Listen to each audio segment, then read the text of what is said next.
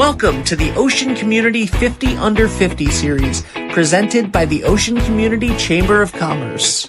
The road to success starts at Valenti family of auto dealerships, and visibility along the journey increases greatly with the help of 321 Media.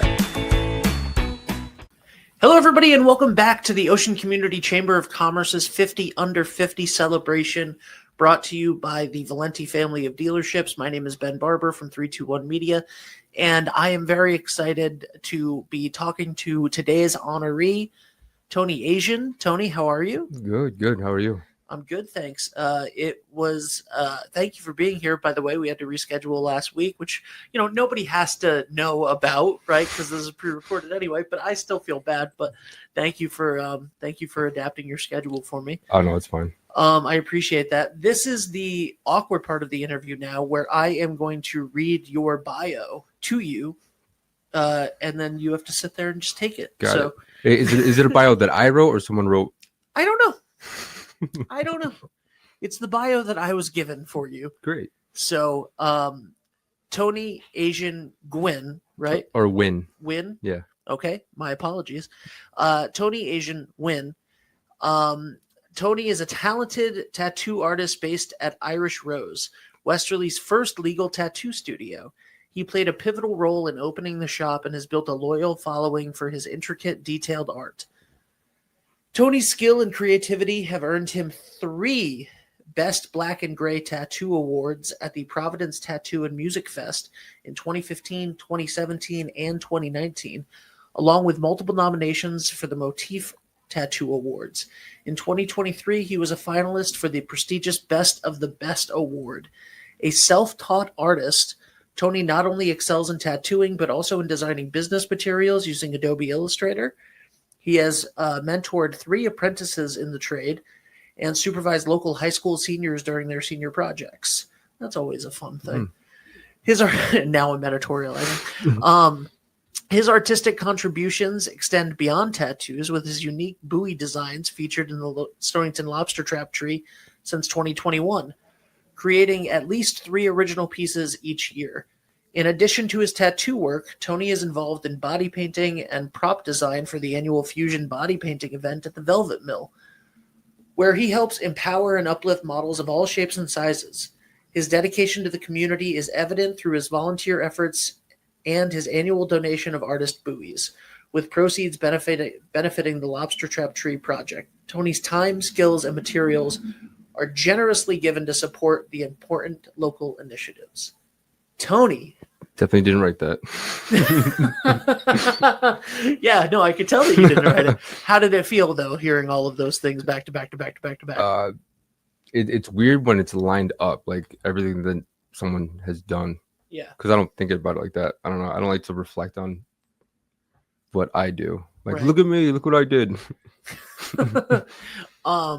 So I see you're a fan of tattoos yourself. Of course. Not just as an artist, but also as a canvas for them. What got you interested in art in the first place?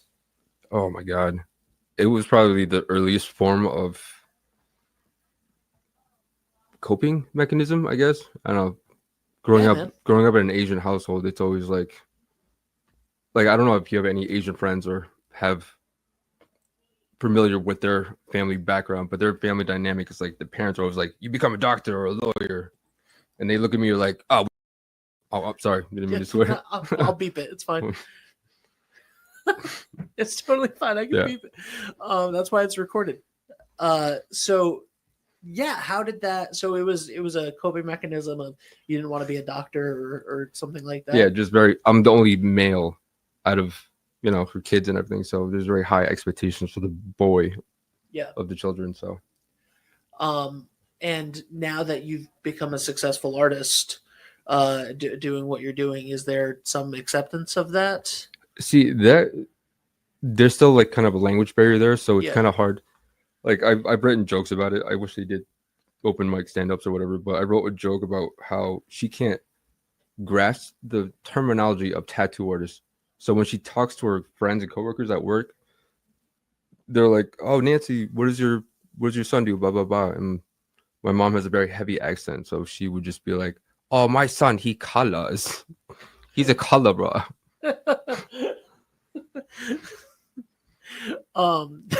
That's great. When did you realize you were talented?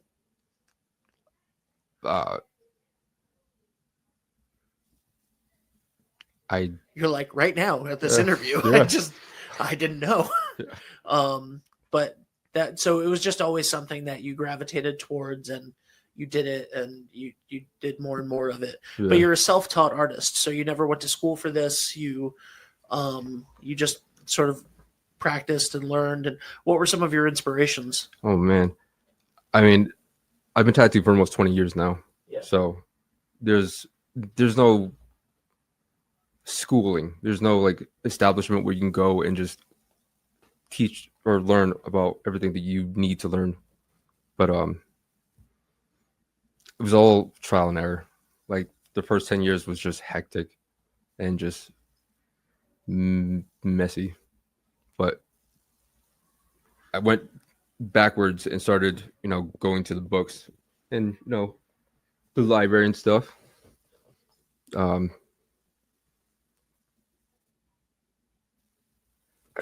don't know. Like everything is my inspiration. I'm always learning. I'm still learning today. So yeah. Well, that's art, right? Like it's a practice. Yeah. You're not a master of anything. Yeah.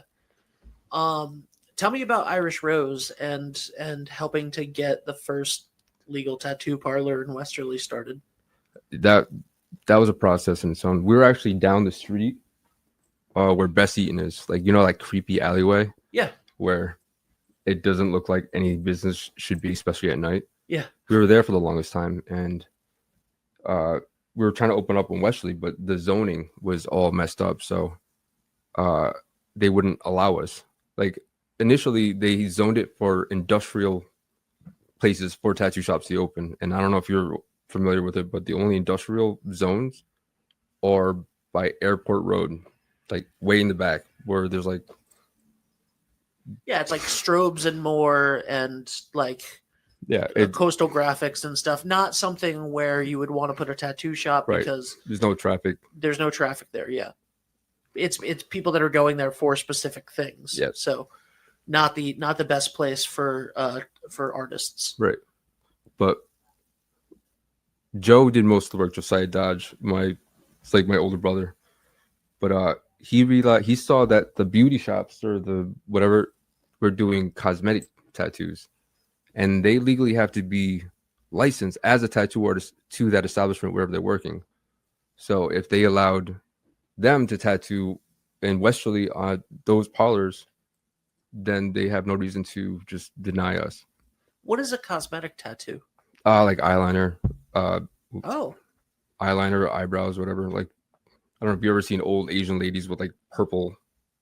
Yeah. Yeah, it's that. Okay.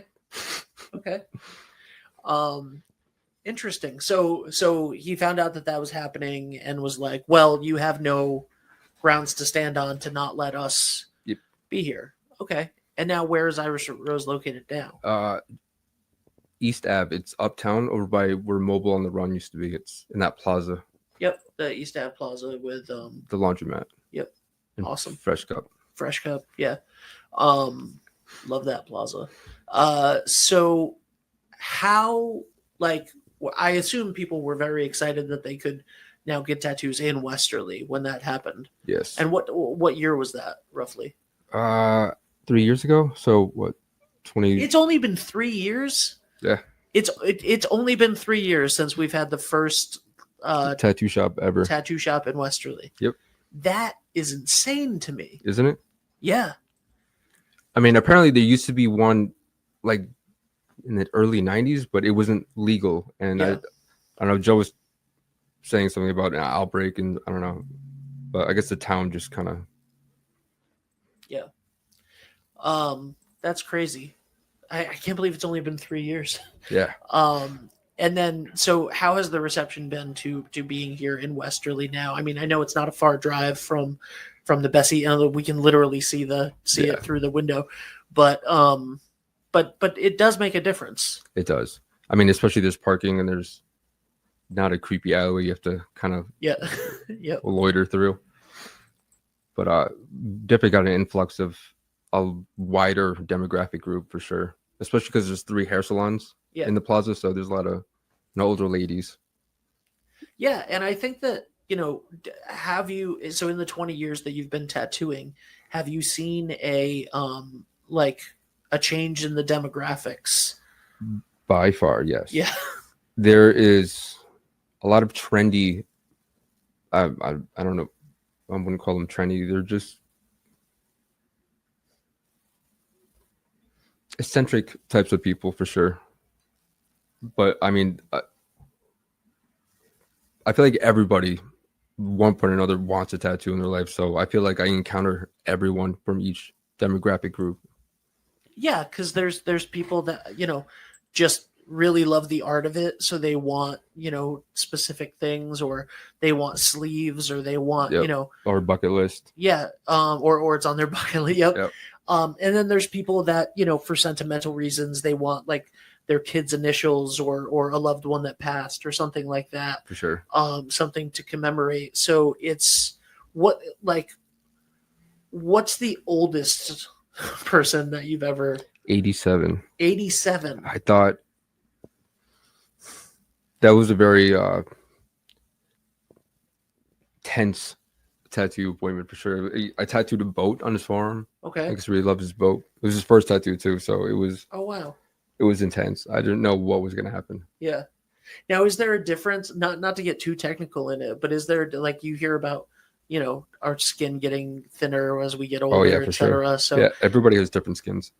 That's why when it comes to certain like fine lines or colors, or if the tattoo heals differently on someone else, it's generally because of their skin. Okay. Or their ethnic background for sure. Oh, so ethnic background also plays a. Yep. That makes sense, honestly. Yeah, like you have perfect skin for colors for sure. I have a good tone because I kind of. I'm the complexion of mayonnaise, so. Yeah, and I'm kind of like a. I don't even know, like a old milk. Just been sitting out. Awesome. But I'm better for like warmer colors. Yeah. So, with the addition of, sorry if that chair moves too much. I don't know, I just have ADD. Same, man. Same. So, let's talk about the other art that you do. Sure. The buoys, the graphic design, stuff like that. When did you start doing that, or did that come first, or after the tattoo? It's kind of just, I fell into it. Like everything started out as a hobby, or like it would come to me as an idea. I'm like, oh, this would be kind of fun to do. Like the most recent thing I picked up was, making props, like cosplay type stuff. Like I don't know if you watch anime or any of that stuff, and how, yeah, or Comic-Con, like the things that people wear or bring with them, like those kind of things. Nice. And then, do you have like a favorite thing to make outside of tattooing? Like,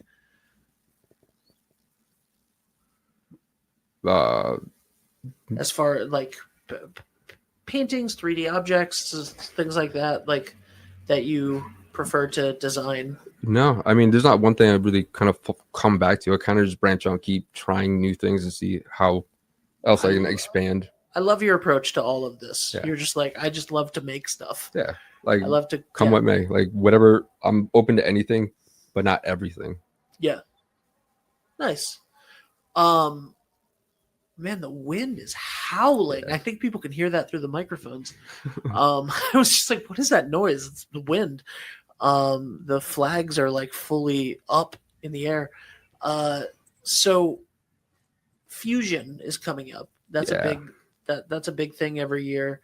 Body paint. How is body paint different than tattoo? Obviously body paint is, not permanent. Yeah. But how is like painting a person?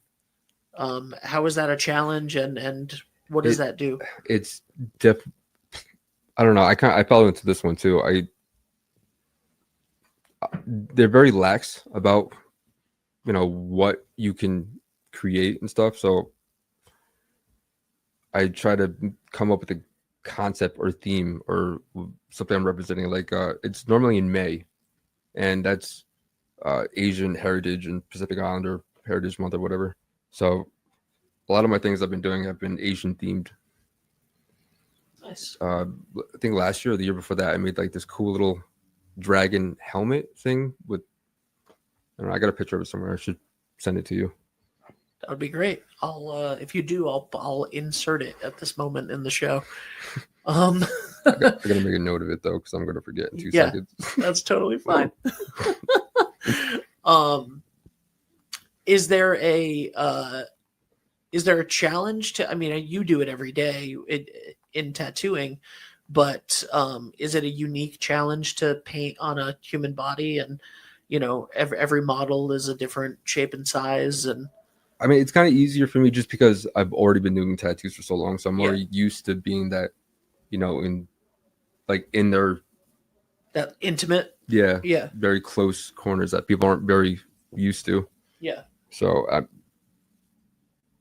no, I mean, it's not any different or difficult. I think it's more difficult to come up with a flowing design. You know what I mean? Mm-hmm. When do you start sketching out something like that? That's the funny thing. I don't. Love it. I have a general idea. Like I'll make the props, if anything, first, with very loose idea of what I'm doing. But normally I go there and I just freehand it. Yeah. I love that. Listen, I'm not an artist by any stretch of the imagination, but just winging it and leaning on your talents and the thought that the confidence that what you're doing in any given situation, and that's have the vision, like that's I live that every day. Like well, that's just me justifying my your procrastination. Yep. Like same. Like you said, you have ADD. Like it's me. Yeah, exactly. I just tell myself I work better under pressure. Mm-hmm. Or I'm just lying to myself. I just I don't want to. I work better under pressure, aka I'm going to eat my cereal and just go back to what I'm doing. Yeah, exactly. The lobster trap tree. Yes. You've been doing buoys since the beginning. Yeah. What's that like? I don't know. I've never been. What? Wait. You've never been to the tree? No, I've never been. I don't know. I'm the type of person, I don't like a lot of attention. I don't like to be, all eyes on me type stuff. So I feel like. So an interview where the camera's just pointed at you the whole time, not your favorite thing in the world. It's not as intimidating because it's not like a crowd of people. Yeah. But like at Fusion, like when we go up on stage. Yep. And then they're like, "Oh, tell us what you did." I'm like, so yeah, I don't do well with large groups of people. But so whenever I paint something for the tree, in my mind I just feel like I'm going to a place and I'm just like, ta-da, look what I did. I painted this. Like a 5-year-old just showing their parents like, ta-da. The most talented 5-year-old in the world. But do you have, are you making the buoys for the businesses that sponsor, or are you making buoys because there are some just artist buoys, right? Where they make whatever they feel. And then there are obviously the sponsor buoys where people pay for their, whether it's their logo or their a company design or, a memorial buoy, something like that. So what styles are you making? Well, last year I did 5. One of them was my own artist buoy, and then all the other ones was businesses, local businesses. What's been your favorite business buoy to do? Probably the Irish Rose one. There you go. It's in this thing window. Window, yep. Yeah, in the window at the shop. Nice. I'll send that to him. Yeah, send that over as well. And is there a technique to the buoys that's different than the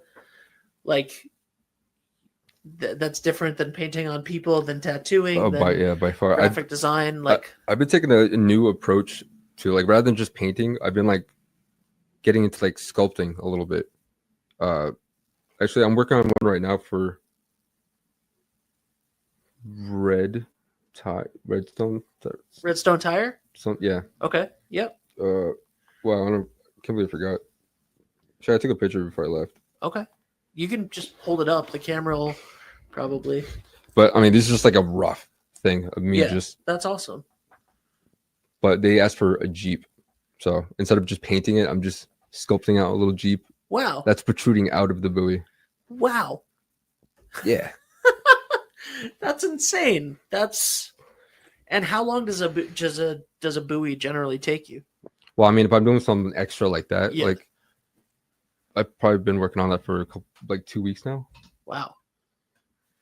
And that's like, you don't have to go above and beyond like that. I know. You could have just painted a Jeep, but you're like, I have an idea and this is what's fun for me, I assume. Yeah. Well, I mean, there was whenever I get a request, I look into the business a little bit and kind of trying to find a little bit about them. And when I looked into it a little bit, they worded it, we want our green Jeep painted on there.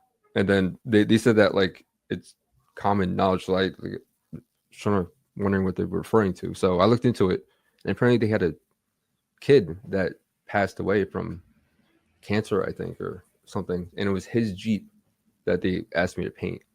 Oh my God. Yeah. So I decided to go a little extra for them. Wow. But it's a surprise, so don't tell them. Hopefully they don't watch this. I mean, nothing.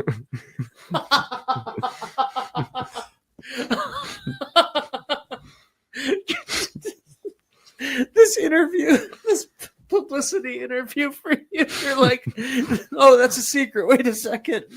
Hopefully they don't. Can you tell IBDD?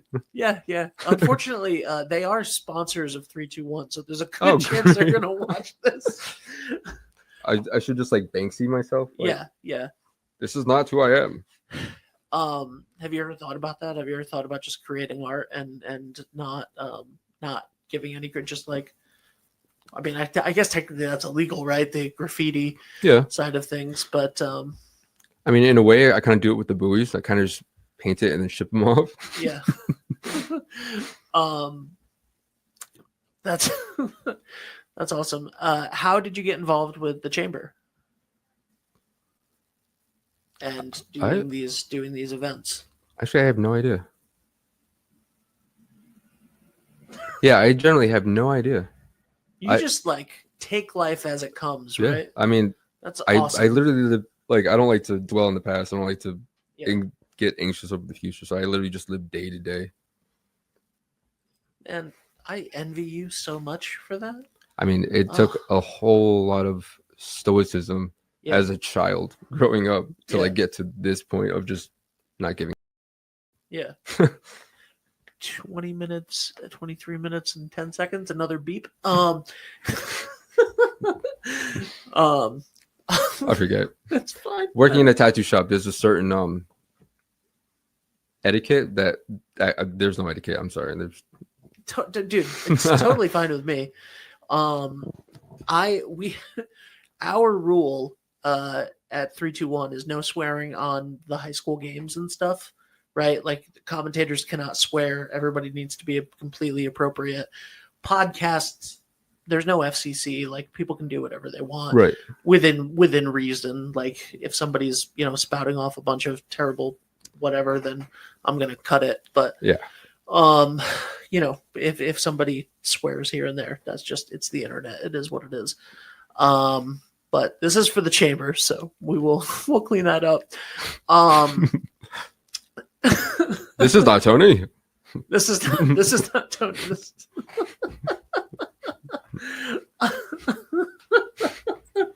has been my favorite interview so far. So tell me about winning the awards, because that clearly probably made you uncomfortable. The Providence Tattoo and Music Fest Awards. Yeah. and you won them every other year for 4 or 5 years. Yeah, and then they just stopped doing it. And then they stopped. They were like, we're sick of giving this guy awards. And then multiple nominations for other stuff, being a finalist for the Best of the Best award. Like, yeah, I was actually almost on Ink Master too. Okay. But my probation officer wouldn't let me go, so. All right. Well, I'm sorry to hear that. That's all right. It's only $250,000. I tried to bribe my probation officer. Just kidding. I did not. Yeah, that was a joke. Yes. That was a joke. To any law officials listening, I do not break the law. Excellent.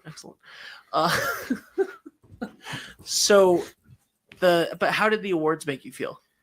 I mean, it was pretty lax, only because like it was the guy running it, Justin. It was his first time running this. It was like the first. I don't know. He was like doing everything the last minute. He was kind of like just throwing it at people, like, "Oh, congratulations!" Just going up to stations, just throwing them to people. So there wasn't like any spectacle. So you didn't have to like go up and give a speech or anything like that. Yeah, that was great. Oh, that's good. Yeah, that's good. Well, I'm gonna try to talk Lisa and the chamber into making the 50 Under 50 a big award show where we have everybody go up and give a 50-minute speech. Oh, great! And I'm gonna sound like a chipmunk. Why do you think your voice gets higher when you? I don't know. I mean, the last time I was in front of a group, I got those sip and paint things, like people go and they follow the artist, whatever. Yeah. Oh, you were the artist for I assume for that. Yeah. Didn't realize it, but like as soon as I started going, I just went like 20 octaves higher. I was like, "I'm gonna paint it," and I make sound effects when I paint too. So just dip. Do you make sound effects when you paint like by yourself? No, I think it was just because I was just in front of people. Because that would be awesome if you were just like, doop doop doop, like at all times. I mean, I feel like I do. You just don't notice it. Well, it's just not proper. It's not for everybody. We need to put a camera on you, and we'll like speed it up. But we need to put a camera on you while you create something, and see if there's a bunch of sound effects. It might get racist. Just kidding. Tony, you're killing me, man. I'm sorry. None of this will ever see the light of day. And that's how I like it.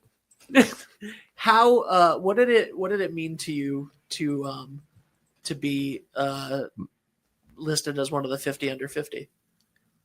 I don't know. It still hasn't really hit me yet. It's just kind of surreal still.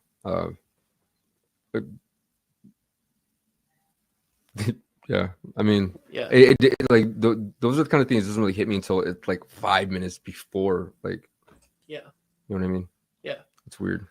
Well, you have meant a lot to the community. I mean, like all of your work that you've done as an artist for this community has been fantastic, and your work getting the first legal tattoo parlor in Westerly open is very that's gonna pave for generations to come. Yeah, well, technically Josiah dodged that. I just kind of backed him up and helped him install the shop. A compliment, man.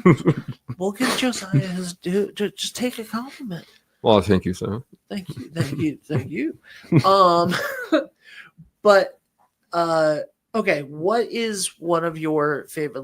Do you have a favorite part about living in this area?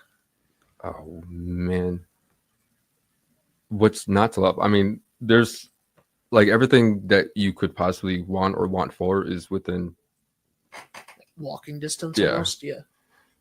There's such a wide dynamic of people too, so you don't get stuck in the same crowd. So it gets cultured for sure. And do you have a favorite event that happens every year?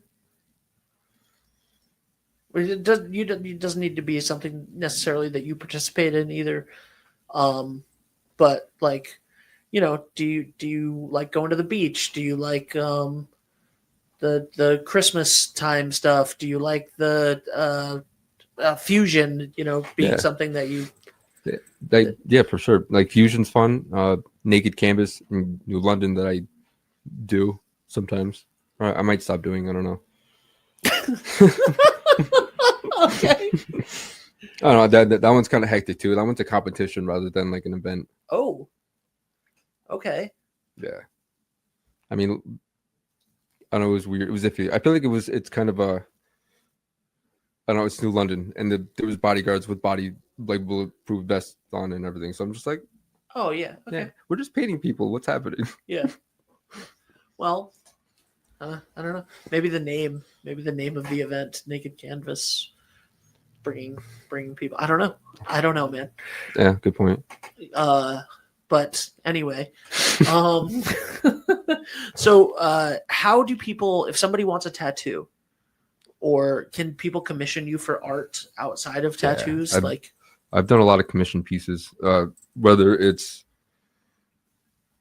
a painting on a rock, which is a first for me that I did last year, charcoal on paper, paintings, sculptures of like polymer clay or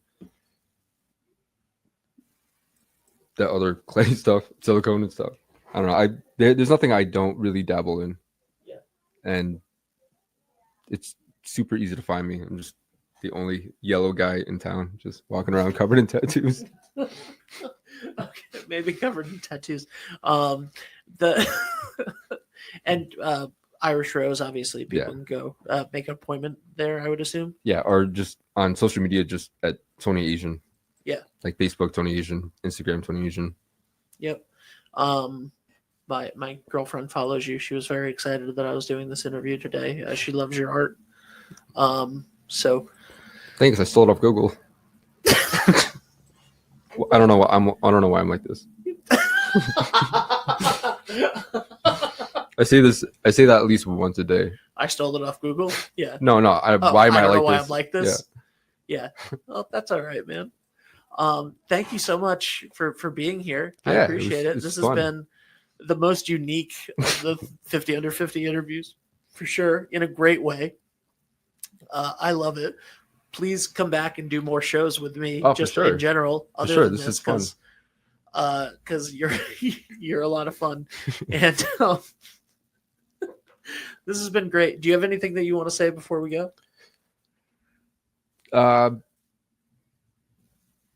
No, not really. I knew it. I was like, he's just gonna say no. Like, I was like, he's thinking about it. I guarantee he's just gonna say no. I'm good. Yeah. Thanks. All right. Thank you so much, man. I really appreciate thank you, it, man. And you're a tremendous artist, and the time that you've donated to this community, and all of the work that you've done is just fantastic. So, well deserving of the 50 under 50 award. Thank you so much for being here. Of course. All right, guys, that is it for this episode of the Ocean Community Chamber of Commerce's 50 Under 50, brought to you by Valenti Family of Dealerships and 321 Media. My name is Ben Barber for the Ocean Community Chamber of Commerce. We'll see you soon. Bye for now.